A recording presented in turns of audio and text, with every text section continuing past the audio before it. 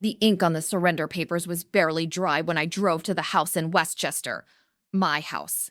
It was strange walking through the front door. The silence wasn't peaceful yet. It was heavy. It smelled of stale perfume and hasty packing.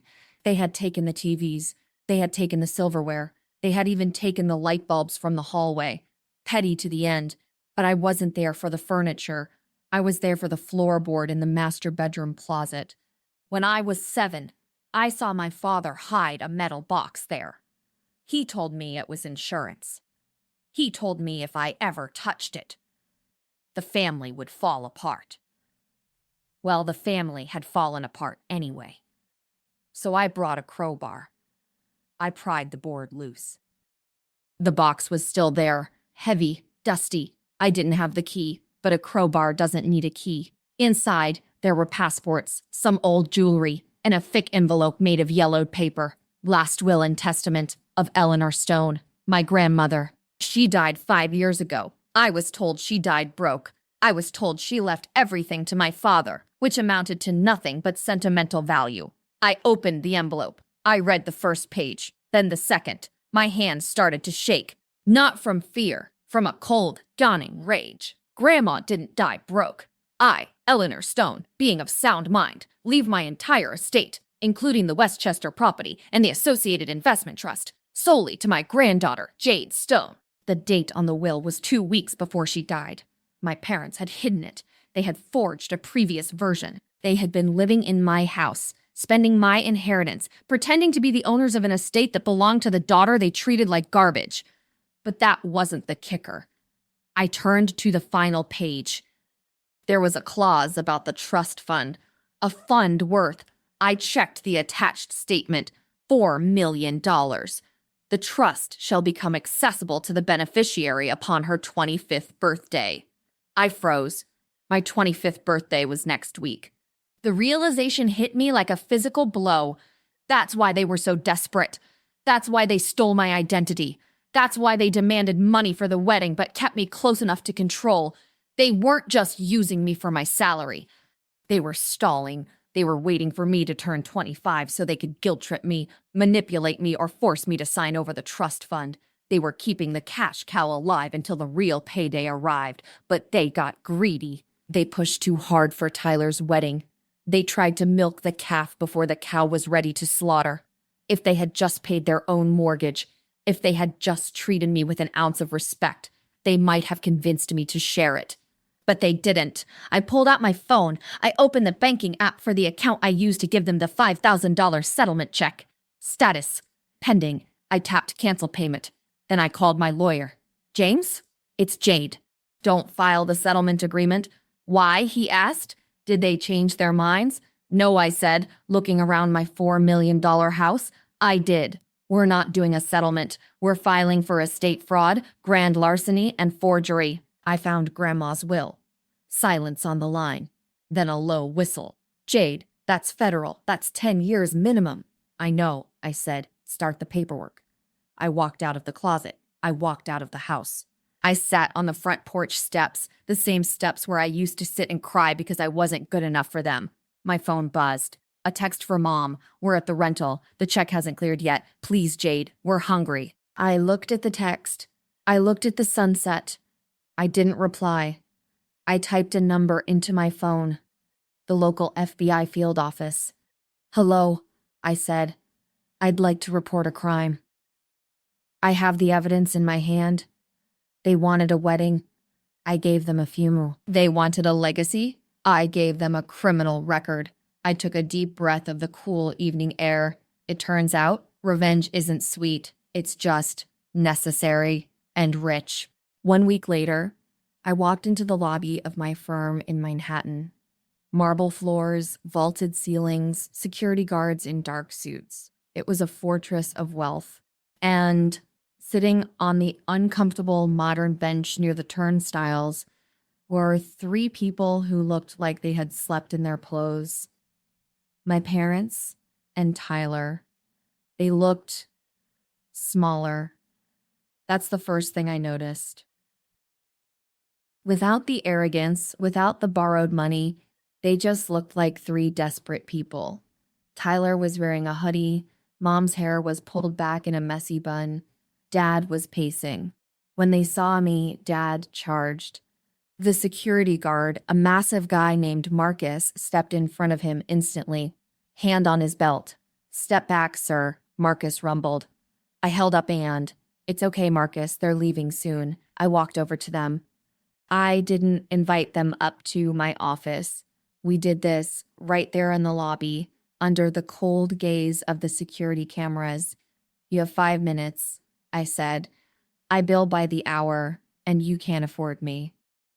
Daisy, Mom started, her voice cracking. She tried to reach for my hand. I stepped back. Jade, please. We've been sleeping at a Motel 6. The locks on the house, they're changed. That happens in a foreclosure, I said. "I sent you the email. It's illegal." Dad hissed, pointing a shaking finger at me. "You can't just kick us out. We have tenant rights. We'll get a lawyer." "Go ahead," I said, unzipping my bag. I pulled out a blue folder. "I actually prepared a little reading material for your lawyer." I handed it to him. "What is this?" "That," I said, "is a police report drafted by the fraud division. It details 18 counts of identity theft, wire fraud, and credit card fraud committed by Robert and Linda Stone against their daughter, Jade Stone." Dad froze. His face went gray. "I haven't filed it yet." I continued, my voice dropping lower, forcing them to lean in. "But the statute of limitations is 5 years. I have the IP addresses. I have the bank signatures. I have the recordings of you admitting you opened the accounts." Tyler looked at Dad. "Dad? What is she talking about?" "Shut up, Tyler," Dad whispered. "Here's the deal," I said, checking my watch. "Option A, you fight the eviction. I file this report. You go to federal prison. Tyler ends up homeless because, let's face it, he can't feed himself." Mom let out a sob. "Option B," I said. "You sign a full surrender of the property. You agree to a permanent restraining order. You never contact me, my employer, or anyone I know ever again. In exchange, I don't send you to jail. I give you $5,000 cash, enough for a rental deposit on a small apartment, and we never speak again." I paused. "The money is for moving expenses, not for a wedding, not for a car, for a roof." Tyler looked at me with pure hatred. "You're a monster." "No, Tyler," I smiled. "I'm the bank, and the bank always wins." Dad looked at the folder, then at Mom, then at the security guard watching us. He knew. He knew I had them. "Where do we sign?" he whispered. "Not here," I said. "My assistant will bring the papers down. You sign in front of a notary. Then you get the check. Then you disappear." I turned around. "Jade!" Mom called out. "Where are your family?" I stopped. I didn't look back. "I know," I said.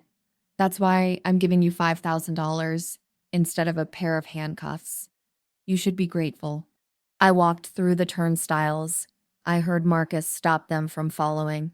The elevator doors closed, cutting off the sight of them huddled together, defeated. I didn't feel sad. I felt light, weightless. But I had one last card to play. The ace. Because they lied about one more thing, and I found it in the house when I changed the locks. They say success is the best revenge, but honestly, I prefer actual revenge, the kind you can calculate in dollars, cents, and legal fees. I stood at the podium, gripping the cold wood with gloved hands. The air in the Yale auditorium smelled of old paper and expensive perfume. Thousands of eyes were fixed on me, the valedictorian, the girl who made it out of nowhere. But I wasn't looking at the crowd. I was looking at the front row, center, stage. 2 seats, reserved signs draped over red velvet. Empty. Not just empty, blatantly abandoned. My parents weren't late. They weren't stuck in traffic. They were 3,000 miles away in Napa Valley, clinking crystal flutes at my brother's wedding. Tyler, the golden boy, the son who flunked out of community college twice, but needed a $100,000 wedding because he finally found love. They chose his beginning over my finish line, just like they always did. My phone, hidden beneath my graduation gown, buzzed against my ribcage. I glanced down discreetly. A text from my mother. It was a photo. Her and my father, beaming, holding Tyler's hands. The caption read, "So proud of our boy. Wish you could be here, Jade, but we know you understand. Someone had to be the adult and stay behind. The adult, that's code for the wallet. That's code for the one nobody worries about." I didn't cry. Tears are for people who don't have a plan. I looked back up at the dean, who was nodding for me to start my speech. I smiled. It was the sharpest, coldest smile I had ever worn. Because Mom and Dad didn't know one crucial detail. The credit card my father just handed to the wedding caterer in Napa. The one tied to the family trust they thought was bottomless. It was about to decline. Hard. And the notification on my phone wasn't just a text. It was a confirmation from my bank. Asset freeze complete. I took a deep breath, leaned into the microphone, and let my voice ring out. Thank you, Dean. They say family is everything. But today I want to talk about the cost of freedom. Let the champagne turn sour. The show was just beginning. To understand why I burned my family to the ground from a podium at Yale, you have to understand the business model of the Stone family. See, most families run on love. Ours ran on a balance sheet. I wasn't a daughter. I was a diversified, high-yield asset. And my brother, Tyler, he was the liability, the money pit. Growing up, the rules were simple. If Tyler broke a window, it was an accident. If I got an A-, it was a breach of contract. I remember when I was 16, I was working double shifts at a diner, smelling like grease and burnt coffee, saving every penny for college. Tyler was crashing his third car. My dad sat me down at the kitchen table. He didn't ask how I was. He pushed a piece of paper toward me. "We need your savings, Jade," he said. Not a question, a demand. Tyler made a mistake. Lawyers are expensive. We're a team, remember? A team. That was their favorite word. But in a team, everyone plays. In this house, I played, and they kept score of how much they could take. I gave them the money. I always gave them the money. Because I thought, if I paid enough, maybe they'd finally look at me the way they looked at him, like I mattered. But the real knife in the back didn't come until my junior year at Yale. I was applying for an apartment. I had a full scholarship, 3 jobs, and a perfect record. I walked into the leasing office confident. 10 minutes later, the leasing agent looked at me with pity. "I'm sorry, Miss Stone. We can't approve this. Your credit score is, well, it's ruined." Ruined? I didn't even have a credit card. I ran a full report that night. My hands were shaking so hard I could barely type. And there it was, $50,000 in debt. Credit cards opened in my name. Loans taken out using my social security number. The dates matched perfectly. Tyler's trip to Europe. Tyler's new truck. Tyler's business venture that failed in 2 months. My parents hadn't just borrowed money. They had stolen my identity. They had leveraged my future to bankroll his mistakes. I called my mother. I was screaming, crying, begging for an explanation. Her voice was terrifyingly calm. "Jade, calm down. You have earning potential. Tyler doesn't. We did what we had to do to keep the family afloat. When you get a big job, you'll pay it off in a year. Stop being so dramatic. Stop being so dramatic." That was the moment the daughter died, and the auditor was born. I didn't sue them. Not then. I didn't call the police. That would have been messy. It would have blown up my chances at the big firms if I was involved in a legal scandal. So I did something scarier. I went quiet. I told them I understood. I told them they were right. I apologized for raising my voice. I became the perfect, compliant cash cow they wanted me to be. I let them believe they had gotten away with it. I let them believe I was still their safety net. Because you can't trap a rat if you scare it away with a broom. You have to lay down cheese. You have to wait until they are fat, completely unsuspecting. And Tyler's wedding, that was the biggest piece of cheese I could ever hope for. The ceremony at Yale was endless. Speeches about hope, future, and changing the world. I sat there, clutching my phone under my robe like a detonator. Because of the time difference, it was 11 a.m. in Napa Valley. The exact moment the wedding venue required the final wire transfer to unlock the doors for the reception. If the money didn't clear by noon, the staff wouldn't set the tables. The kitchen wouldn't fire the ovens. The peacocks would stay in their cages. By phone buzz. Authorization request, Napa Valley Estates. Amount, $54,300.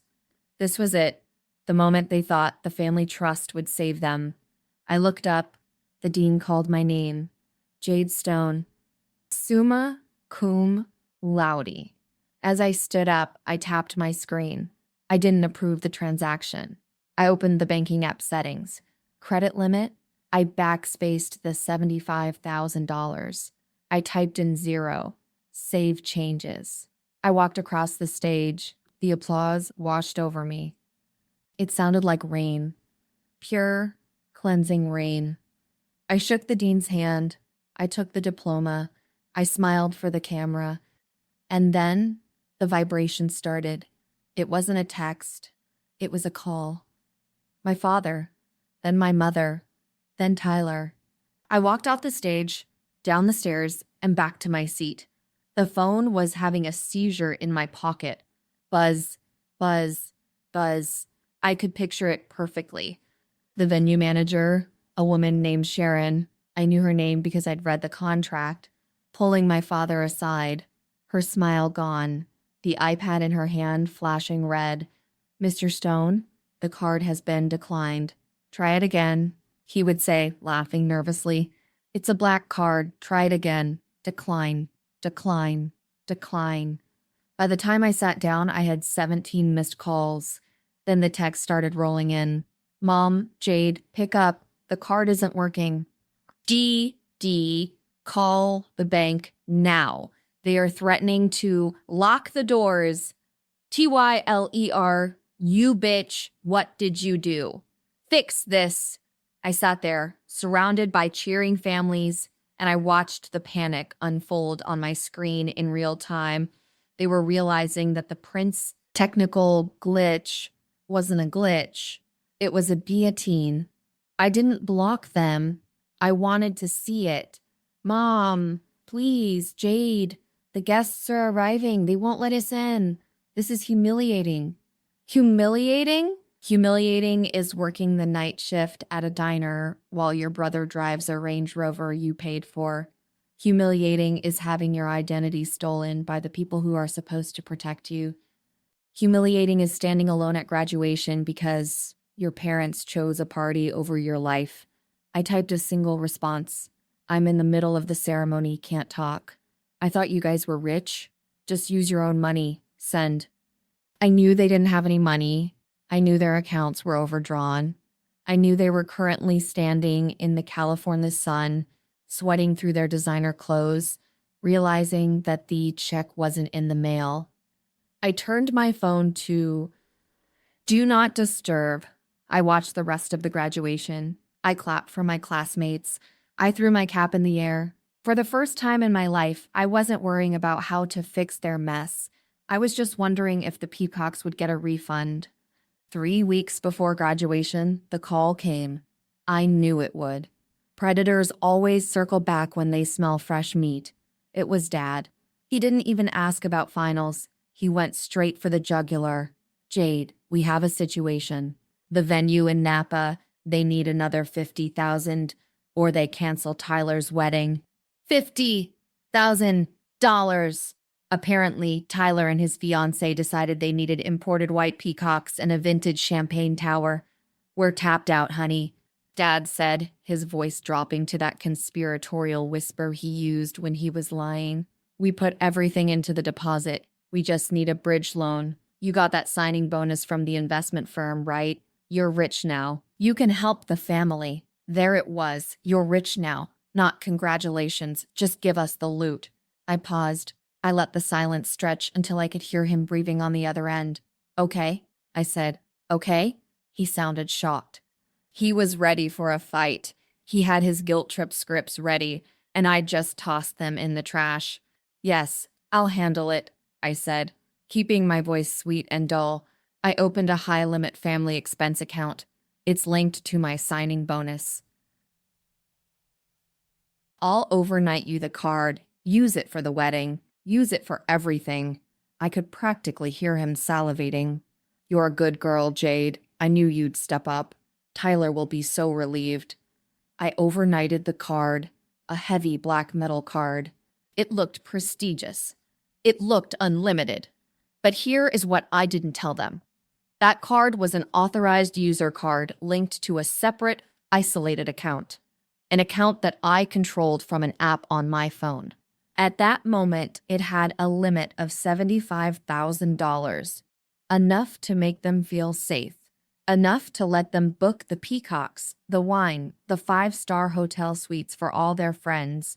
But with one tap of my thumb, I could drop that limit to 0. And I wasn't just handing them a card. I was busy securing my collateral. See, while they were busy planning the wedding of the century, they had stopped paying their own bills. I did a public record search on my parents' house. Notice of default. They were 4 months behind on the mortgage. They had prioritized Tyler's party over the roof over their heads. So I made a call to a friend I made in my distressed assets seminar. He worked for a private equity firm that buys bad debt.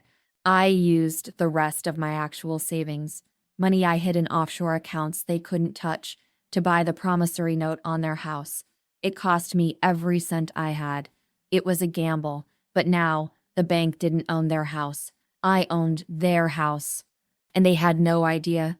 2 days before graduation, they flew out to Napa, first class. Put it on the card. They texted me from the lounge. Champagne flows.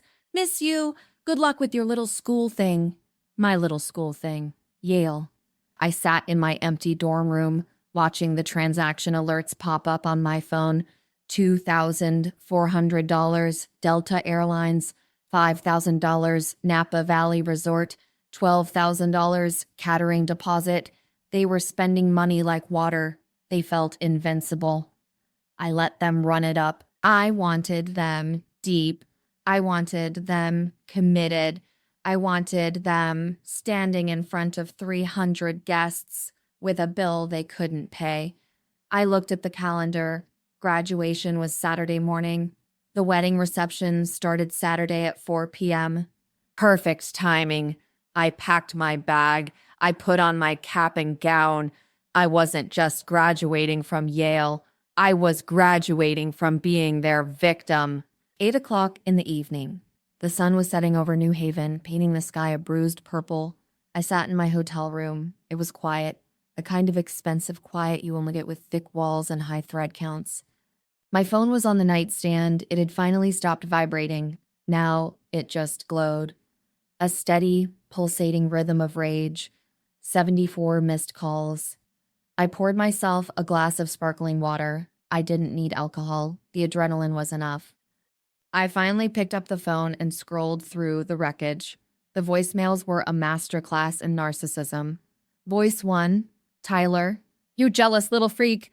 Sharon kicked us out. Do you hear me? They stopped serving food. Jen is crying in the parking lot. You're dead to me. Voice 2. Mom, Jade, I don't know what kind of sick joke this is, but you need to transfer the money right now. The police are involved. They say it's theft of services. Fix this. Voice 3. Dad, you are cut off. You hear me? Don't bother coming home. You aren't part of this family anymore. We are going to sue you for emotional distress. Sue me. That made me laugh out loud. A dry, sharp sound in the empty room. They were going to sue me with what money? The money I just froze? Or the money they didn't have? I decided it was time to send the housewarming present. See, while they were screaming about the wedding, they had forgotten the bigger picture. They had forgotten about the notice of default on their house in Westchester. They thought the bank was just being annoying with those letters. They didn't know that banks sell bad debt to clear their books, and they didn't know that JS Holdings LLC, the company that bought their mortgage note 3 weeks ago for pennies on the dollar, was me, Jade Stone Holdings. I opened my laptop. I drafted a single email. Subject: Notice of immediate foreclosure and eviction proceedings. To Mom, Dad, Tyler. Attachment: ownership transfer.pdf. In the body of the email, I wrote, Dear tenants, since you have defaulted on your mortgage for 120 days, and since I now hold the deed to the property, I am initiating foreclosure. Also, regarding Dad's threat to cut me off, you can't cut me off, it's my house. You have 30 days to vacate. Safe flight home. Send. I watched the progress bar whoosh. Sent. I waited. 1 minute. 2 minutes. The phone rang. It was Dad. I answered this time. I wanted to hear the realization. Hello? I said, my voice calm, almost bored. Jade? His voice was different now. The anger was gone, replaced by a cold, shaking fear. What is this email? What is JS Holdings? It's a holding company, Dad, I said, twirling a lock of hair around my finger. I manage it. I own the debt. I own the house. And since you guys are so parable with money, stealing my identity, funding weddings you can't afford, I can't really trust you as tenants, can I? You bought our house? He whispered. I bought my asset, I corrected him. You guys love talking about assets, right? Well, now you're living in one of mine. And frankly, you're bad for property value. You can't do this, my mother screamed in the background. It's our home. It was your home, I said. Then you stopped paying for it to buy Tyler a destination wedding. You made a choice. Now you have to live with it. Or, well, live somewhere else. I hung up. I blocked the number again. I walked to the window and looked out at the city lights. They were flying back tomorrow. They thought they were returning to their sanctuary to lick their wounds and plot their revenge. They were returning to a foreclosure sign on the lawn. The guillotine hadn't just dropped, and it had severed the head cleanly.